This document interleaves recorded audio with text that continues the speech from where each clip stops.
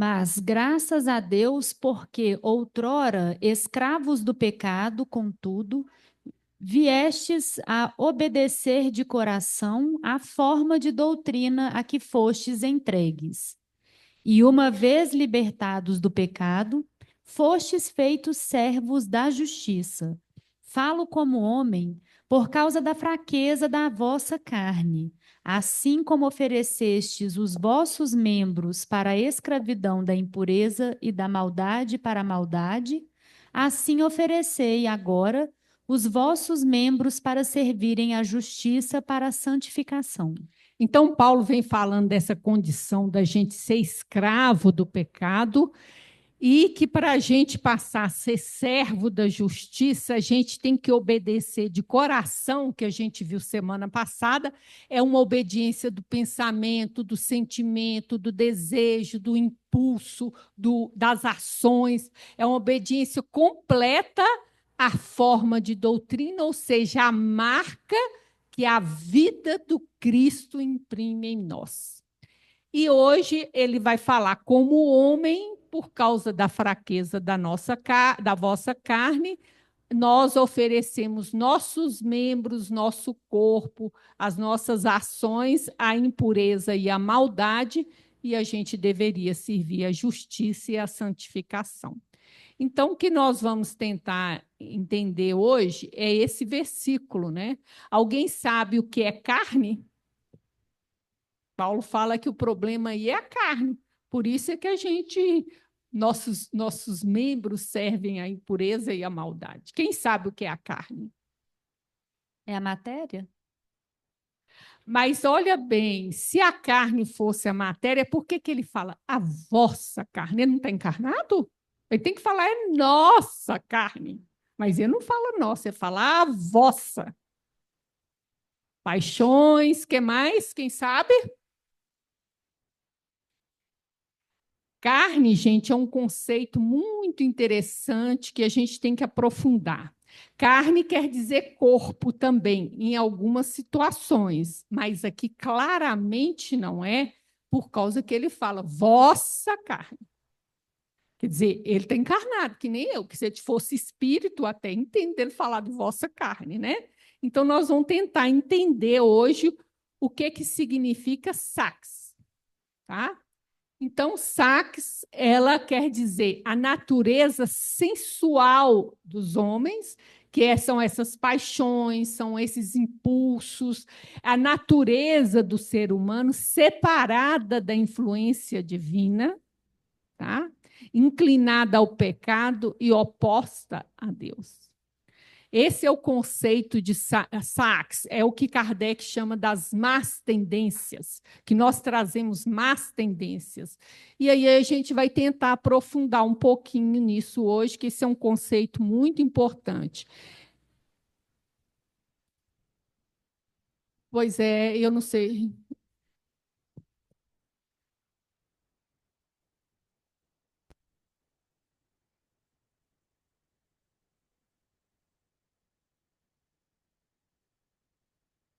Olha lá, mas ele tampa.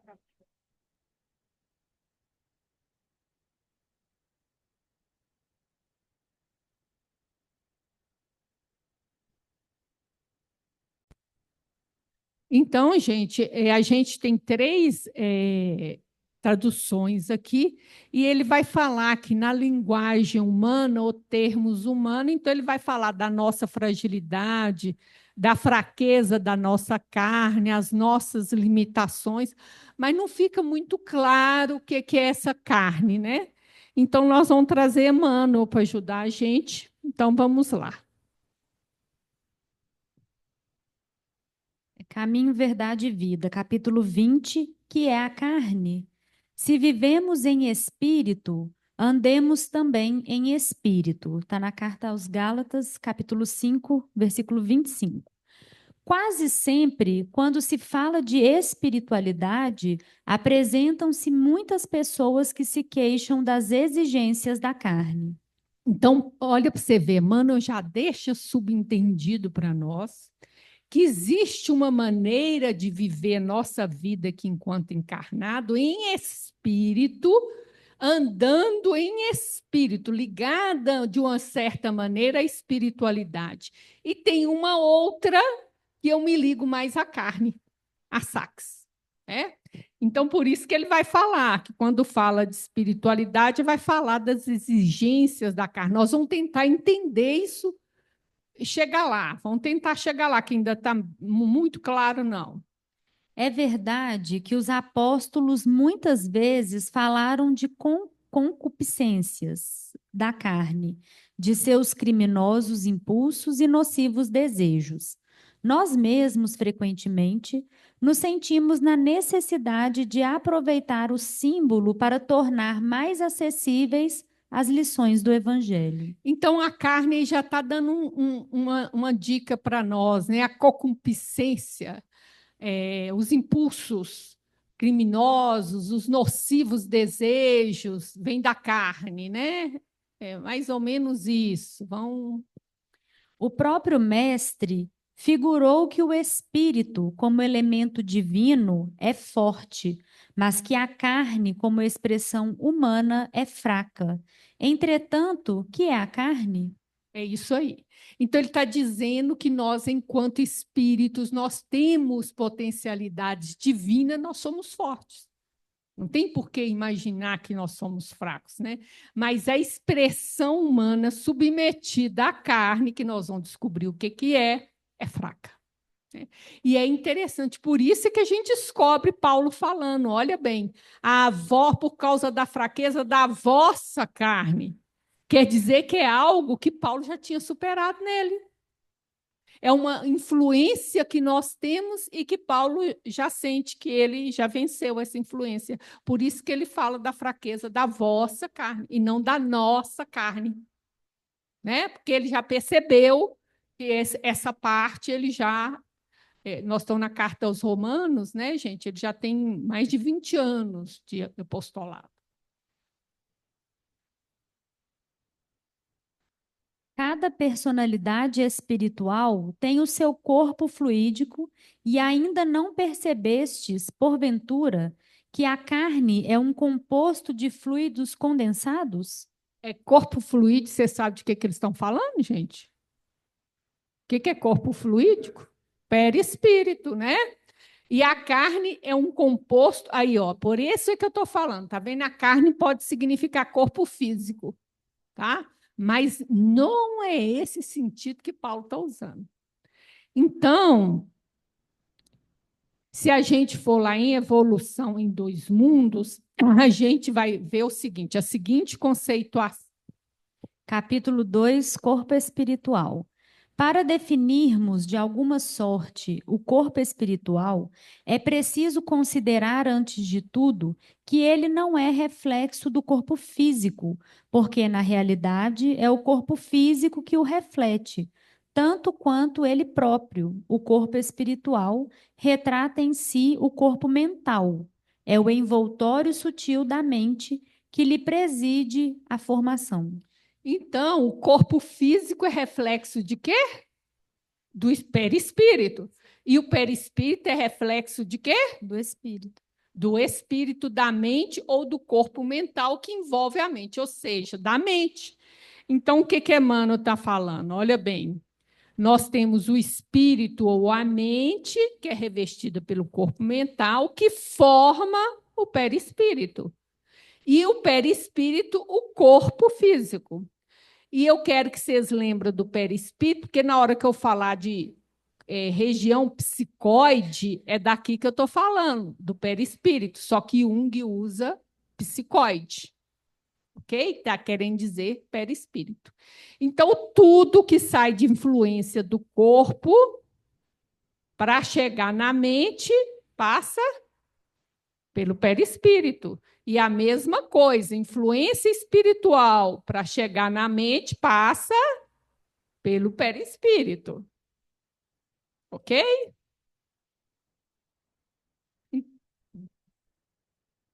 Naturalmente, esses fluidos em se reunindo. Ele está falando da formação do corpo físico.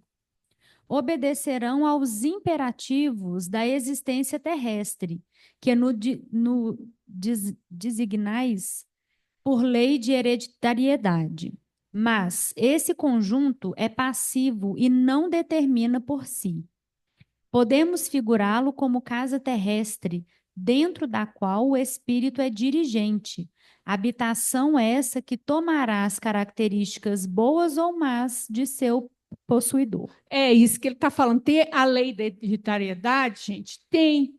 Mas por trás da hereditariedade está o espírito que comanda a hereditariedade, né? Que vai expressar nesse corpo as características do espírito, boas ou más. Por isso somos herdeiros de nós mesmos. Do espírito herda dele mesmo. Quando falamos em pecados da carne, podemos traduzir a expressão por faltas devidas à condição inferior do homem espiritual sobre o planeta. Os desejos aviltantes, os impulsos deprimentes, a ingratidão, a má-fé, o traço do traidor nunca foram da carne. Então, gente, que ele fala? Que os pecados da carne, que são isso aqui, os desejos grosseiros, impulsos deprimentes, a ingratidão, tudo isso vem do espírito, não da carne, é expressão da condição inferior espiritual do homem. E é aí que nós vamos querer entender o que é essa condição inferior do homem espiritual.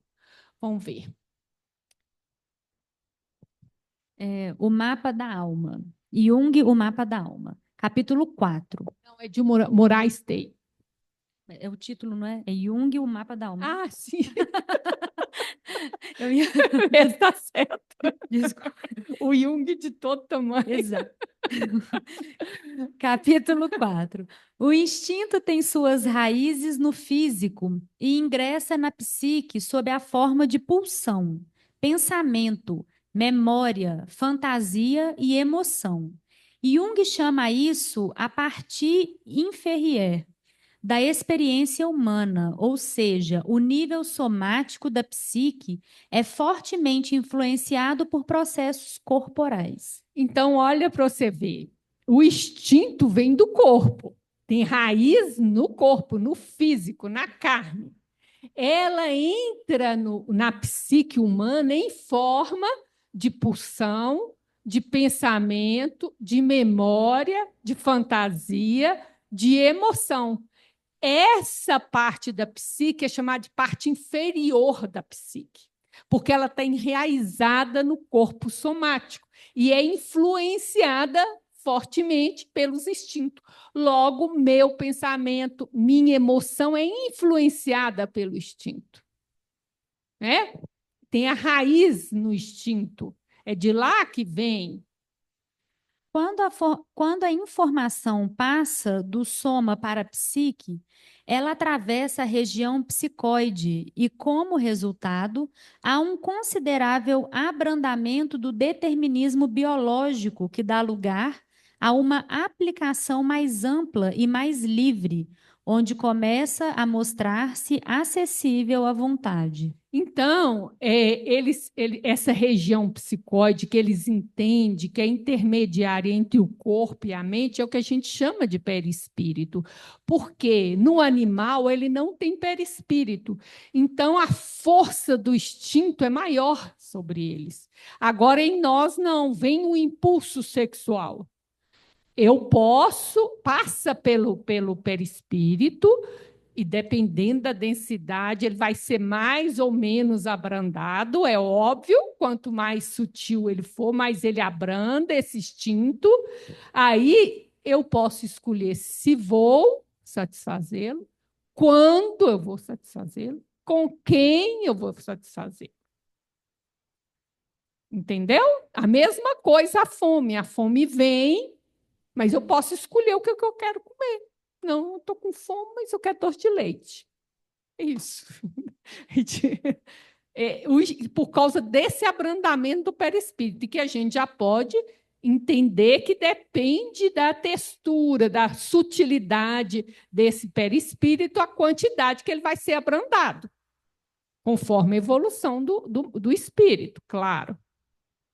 Então, gente, o instinto vem do corpo, ele atravessa o perispírito para chegar na mente ou no espírito. E aqui, só pelo fato de você já estar no corpo humano e já ter o perispírito, já tem um abrandamento. E aqui que vai entrar a disciplina que o Emmanuel vai falar, que nós vamos ver daqui a pouco, né?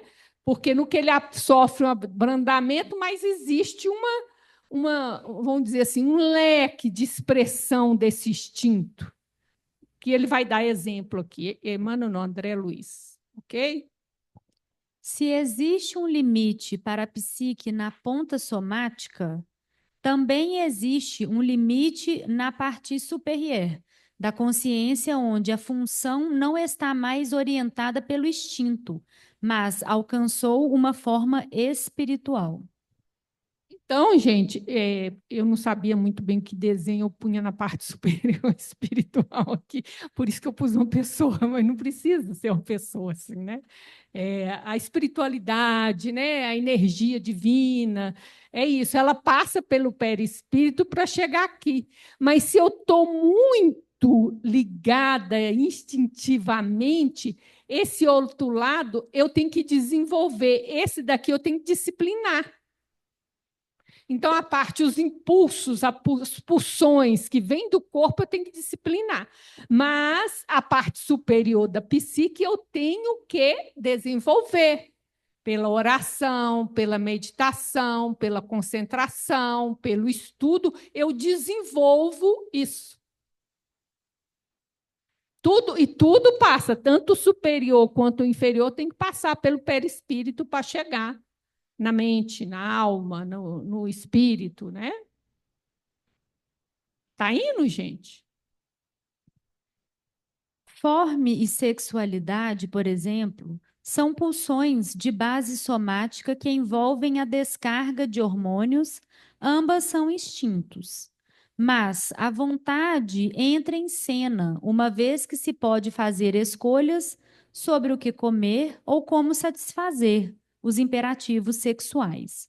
A vontade pode interferir até certo ponto, mesmo que ela não possa controlar de forma absoluta o comportamento final da pessoa em todos os aspectos. É isso. Então, é o que ele está falando, né? Então, vai passar, é instinto que passa por essa região psicóide, entra na psique como pulsões, que é um impulso com caráter psíquico, né? Que a gente chama. Então, essa é a parte inferior da psique influencia, né? Ela é a base dos nossos sentimentos, pensamentos, emoções, tudo isso, né? Então, agora vamos ver um exemplo aqui. O exemplo que eu vou trazer está ligado ao instinto sexual, porque foi o que eu achei, né? No, no Mundo Maior, capítulo 11. Compreendemos de start que na variação de nossas experiências adquirimos gradativamente qualidades divinas, como sejam a energia e a ternura, a fortaleza e a humildade, o poder e a delicadeza, a inteligência e o sentimento, a iniciativa e a intuição, a sabedoria e o amor, até lograrmos o supremo equilíbrio em Deus. Então, a parte superior da minha psique, ela tem que ser desenvolvida, ela vai sendo adquirida, nossas vão adquirindo gradativamente. É um processo que a gente vai despertando essas sementes divinas, cultivando, para ter o quê? Na parte superior, energia, ternura, fortaleza, humildade, poder, delicadeza, essa inteligência, o sentimento, né? A iniciativa, a intuição, sabedoria, amor, um montão de coisa, né, gente? Até chegar no equilíbrio com Deus. É um longo caminho. Convictos dessa realidade universal, não devemos esquecer que nenhuma exteriorização do instinto sexual na Terra, qualquer que seja a sua forma de expressão, será destruída, senão transmudada no estado de sublimação. É isso aí, gente. O instinto não tem como você destruir ele. Ele é um impulso divino, né? Não tem como você destruir. Ele é uma forma de inteligência também, né? Ela é transmudada, ela pode ser sublimada, mas não destruída. E ele vai contar para nós esse caminho de sublimação do instinto sexual. Desejo, posse, simpatia, carinho, devotamento, renúncia, sacrifício constituem aspectos dessa jornada sublimadora. Por vezes, a criatura demora-se anos, séculos, existências diversas de uma estação a outra. Raras individualidades conseguem manter-se no posto da simpatia com o equilíbrio indispensável. Se eu vivo só no impulso do desejo, a possibilidade muito grande de eu ser promíscua. Aí, quando a gente vai evoluindo depois para a poligamia, mais de uma mulher, mais de um homem, mas não é a promiscuidade, qualquer um que aparecer pela frente, né? Depois a gente vai para a monogamia, já é uma evolução. Quando a gente chega na posse, a gente trata o outro como objeto, tá, gente? A posse indica que o outro é visto por nós como objeto, digno de ser possuído, né? Chega na simpatia, a gente já comemora a afinidade, né? Aí o que ele fala? Poucos conseguem se manter no equilíbrio quando chega na afinidade, que a gente achou que evoluiu muito, aí ele vem e fala, mas vocês estão relacionando no nível de afinidade, mas o equilíbrio raríssimo consegue. Depois vem carinho, devotamento, aí usa as expressões superiores, né? Que é a renúncia, o sacrifício. Nessa jornada, olha, do instinto sendo transmutado. Tá? Exige disciplina, gente, porque uma pessoa que está, se ela estiver acostumada na promiscuidade ou na poligamia, só dela dar o passo em relação à monogamia, haja disciplina. Entendeu? É isso. E fora, vão dizer assim, se ela está na posse, nossa senhora, aí tem todo um processo de autoconhecimento, para ter esse respeito para o outro, pelo direito do outro, né? De sair dessa relação de posse com o outro, né? É um processo longo que a gente vai aí, segundo ele, uma jornada, né? Séculos, séculos.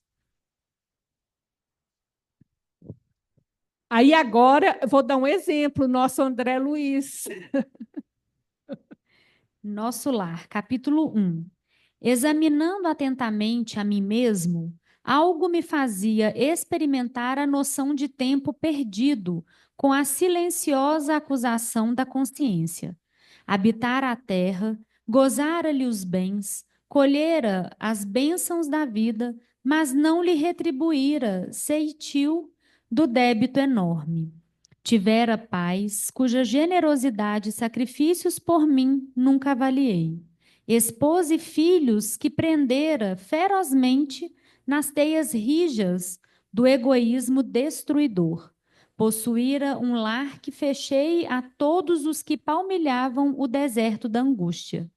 Deliciara-me com os júbilos da família, esquecido de estender essa bênção divina à imensa família humana, surdo a comezinhos deveres de fraternidade. Então, gente, é aquilo que a gente trouxe há uns 3 semanas atrás, que é aquele movimento que Paulo vem trazer para a gente de sair da escravidão, não é um movimento qualquer de quebra do egoísmo. Porque o instinto de conservação tem tudo a ver com o egoísmo e o egoísmo com a posse. Olha como é que ele fala, né? Ele tinha esposas e filhos que prendera ferozmente nas teias do egoísmo destruidor. Era posse, era propriedade dele. Ele mesmo que faz essa avaliação, né? Fora que ele recebeu da vida, ele recebeu oportunidades, recebeu o corpo, recebeu oportunidade de estudar, e ele nunca contribuiu em nada para a direção ao social, a coletividade, ele só recebeu. E tratou de quem? Dos filhos dele. Como eu disse, da mulher dele, do filho dele, propriedade dele. Então, ele estava cuidando dele. Egoísmo. Entendeu? Porque é tudo dele. Ele, inclusive, fala isso aqui, ó. Que para eles era posse. Se era dele, quando ele cuida da esposa e filho, ele não deixa de cuidar dela, igualzinho ele cuida do carro dele. Entendeu? Então, não é porque eu sou marido, cuidei da esposa, cuidei dos filhos, que isso é um ato de generosidade, não. Porque você considera ela posse sua, você está cuidando dela igualzinho você cuida do seu carro. É porque é seu, enquanto você tiver a posse. Olha ele aqui, egoísmo destruidor. A relação de objeto, né? E o que é pior, que ele fala, eu estava na felicidade ali, no lar fechado, né? Sem partilhar essa felicidade, né? Olha aí, a todos cercados de pessoas com angústia e tal, e o lar completamente fechado na felicidade deles lá, né? Esquecendo aqui da família humana. Mas ele vai mais fundo um tiquinho.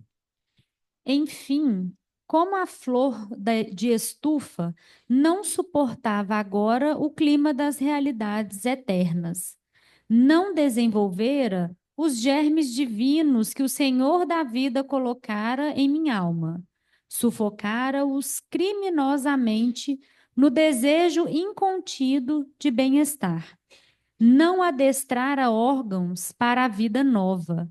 Era justo, pois, que aí despertasse a maneira de aleijado, que, restituído ao rio infinito da eternidade, não pudesse acompanhar senão compulsoriamente a carreira incessante das águas, ou como mendigo infeliz, que, exausto em pleno deserto, perambula à mercê de impetuosos tufões. Então, a parte inferior da psique dele, que a gente chama de carne, que sofre a influência do instinto, que no caso é o instinto de conservação, que alimenta o nosso egoísmo, esse exigia dele um trabalho para mudar essa relação que ele tinha de apego aos filhos e à mulher, tornando uma relação de carinho, de afinidade e não de posse. Essa é a parte inferior da psique, que é essa influência desse instinto que estimula o meu egoísmo e que precisa falar. Essa é a carne, essa tendência inferior, que ele de alimentar o meu egoísmo, alimentar a minha posse, ok? Agora, existe a parte superior da psique, que ele deveria ter desenvolvido. Então, além de alimentar a inferior, dela ser escravo, ele ainda não desenvolveu a superior. Então, olha o que ele falava, os germes divinos que ele tinha dentro dele não desenvolveu, ele sufocou. Por quê? Porque ele alimentou a parte inferior da psique dele. Ele estava voltado para esse egoísmo, para essa parte inferior. Então, ele sufoca esses germes divinos que ele deveria ter feito germinar, né? Olha aí, no desejo contido de bem-estar. É o instinto de conservação que está por trás disso, gente. Tudo que eu faço é em favor desse ego não ter problema, de estar na tranquilidade, ninguém me enchendo o saco, o problema está lá fora, fecha a porta, nós ficamos aqui tudo muito bem. É isso aí. Entendeu? Não tem desafio, não tem o outro, tem eu. Essa é a condição, sim, no sentido que essa condição da carne, esses impulsos dá a ele, estimula o egoísmo e ele se prende nisso e, ao mesmo tempo, ele não estimula a parte superior da psique, que seria os germes divinos. É uma combinação. Ele se voltou, alimentou e se deixou escravizar pelo egoísmo. E daí que vem essa relação de posse que ele tinha em relação à família. Por trás da posse, o instinto de conservação. Isso é a carne. E olha o que ele fala. Ele, no mundo espiritual, ele se sentia aleijado. Ele voltou à vida, ao movimento da vida espiritual e não podia acompanhar. Olha, o movimento, a dinâmica espiritual da vida, porque ele era um aleijado. Ele não desenvolveu a parte superior da psique dele, né? Um mendigo, é o que ele fala, né? À mercê da circunstância, porque os recursos internos dele ele não desenvolveu. Os recursos internos são desenvolvidos pela oração, pela meditação, pela concentração, pelo estudo, pela caridade para quebrar o egoísmo. Tem que fazer a caridade para quebrar o egoísmo. Então, vamos voltar agora de novo a Emmanuel para ver se a gente consegue entender um pouquinho melhor. Caminho, verdade e vida. Quando falamos em pecados da carne, podemos traduzir a expressão por faltas devidas à condição inferior do homem espiritual sobre o planeta, os desejos aviltantes, os impulsos deprimentes, a ingratidão, a má-fé, o traço do traidor nunca foram da carne. É a parte da psique que sofre influência do instinto e que cabe ao espírito disciplinar para ir, vamos dizer assim, desapegando deste instinto, vamos dizer, deixando de ser escravo dessas pulsões e desenvolvendo a parte superior da psique, porque ele vai precisar da força divina para afrontar o instinto, tá, gente? O Emmanuel vai explicar isso aqui. É preciso se instale no homem a compreensão de sua necessidade de autodomínio, acordando-lhe as faculdades de disciplinador e renovador de si mesmo em Jesus Cristo. Então, o que Emmanuel está falando? Você não pode disciplinar a parte inferior se você não desenvolve a superior, porque essa superior é que vai substituindo os desejos da parte inferior, eles vão sendo substituídos pelo superior. E você precisa dessa energia, ó, em Jesus Cristo, porque essa energia que vem da carne é forte. Para fazer essa transmutação de desejos, transmutação de impulso, essa sublimação que ele chama aqui, é um processo de diminuindo aqui e aumentando aqui, está entendendo, gente? Eu não posso cortar aqui, porque o instinto, eu não acabo com ele. Então, eu tenho que começar a lidar nele através da vontade e desenvolvendo essa parte superior, porque é ela que vai me dar esse autodomínio. Esse autodomínio aqui é quando a vontade do espírito começa a agir. Tá? E acorda essas faculdades disciplinadoras, mas para isso, essa consciência espiritual é que eu preciso ir acordando enquanto eu vou disciplinando o instinto, a expressão, trabalhando o autoconhecimento. Então, é um processo de abrir mão daqui passando para lá. O instinto ele vai continuar se expressando na psique. Tá? Mas é o que Kardec vai falar. Ele vai passar a ser um cavalo domado e não te possuir. Ele não vai te comandar, é você que vai usar essa energia para outras realizações. Então, não é uma questão de lutar contra o instinto, é transmutar. Contra a carne, né, que ele fala aí. Um dos maiores absurdos de alguns discípulos é atribuir ao conjunto de células passivas que servem ao homem a paternidade dos crimes e desvios da terra, quando sabemos que tudo procede do Espírito. Então, gente, a carne, o que que acontece? Quando a gente encarna, existem os instintos que vão vir e vão estimular em mim o que eu já tenho. Então, ela não criou aquilo, mas ela favorece. Ela favorece a manifestação de egoísmo que eu tenho. Para quê? Que eu trabalhe. Né? Uma manifestação de um orgulho que eu já tenho, para que eu trabalhe. Mas não é a carne que fez eu ser orgulhosa ou fez eu ser egoísta. Mas o instinto ele vai vir e vai aflorar essas coisas em mim, e que cabe a mim trabalhar. E por isso que Paulo vai falar da vossa carne, pela fraqueza da vossa carne. Né? Eu acho que eu não pus Paulo aqui de novo, não pus. Queria só que a gente lesse de novo, olha para você ver como a gente vai entender agora o Paulo um pouquinho melhor.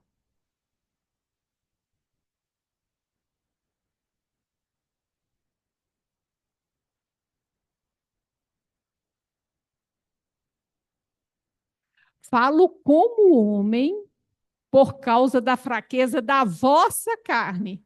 Assim como ofereceste os vossos membros para a escravidão, da impureza e da maldade para a maldade, assim oferecei agora os vossos membros para servir a justiça para a santificação. Então, o que ele fala é por causa da fraqueza em relação aos instintos, às tendências que esse instinto traz em mim, é que eu acabo usando a minha experiência na carne, traduzida em ações de maldade. E eu tenho que mudar isso para que ela possa servir a essa experiência na carne, o meu corpo, as minhas ações, possa se traduzir em justiça para a santificação. Mas para isso, ó, eu tenho que lidar com a fraqueza da carne. Que ele já lidou, ele está deixando óbvio.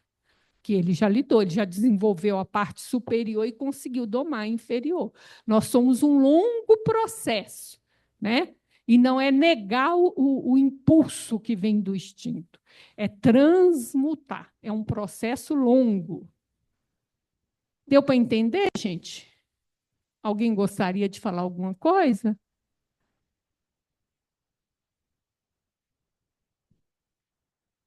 Uma frase que diz, quando a gente erra e tudo, né? A carne é fraca, né? É, Já ouviu essa expressão? Emmanuel citou ela aqui, né? Que Jesus fala lá no Getsemane, né? A carne é fraca, mas o espírito é forte. Né? Aí que está o detalhe. Se eu conseguir me conectar e desenvolver essa energia divina, eu consigo lidar muito bem com esses impulsos da carne. Só que, às vezes, a gente quer fazer um corte com em relação a esses impulsos, e o instinto não pode ser cortado. E não desenvolvi essa conexão com o divino, essa energia que me ajuda a transmutar a parte inferior da minha psique. Entendeu, Marcelo? Aí vira uma violência que não vai dar certo. Entendi. Eu te digo isso, nem todo mundo pode ser celibatário, gente. Celibatário é uma coisa lá na frente, para a evolução.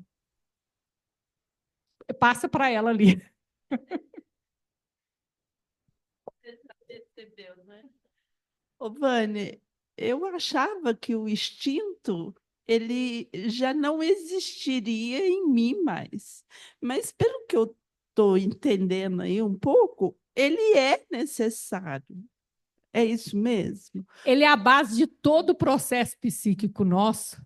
Porque você vai ver que o instinto, olha o que ele fala, quando ele penetra na psique, ele vai dar emoção, ele vai dar arquétipo. Olha só, que são aqueles padrões de todas as experiências do ser humano. Aqui a gente viu que vai dar as emoções, o pensamento. Então, quer dizer, tudo que é o movimento ali que a gente considera da psique tem raiz no instinto.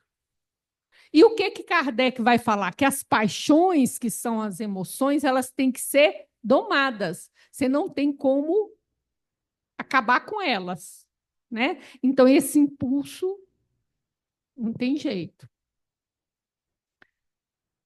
Então, gente, vamos fazer nossa oração, então. Ah, Aí.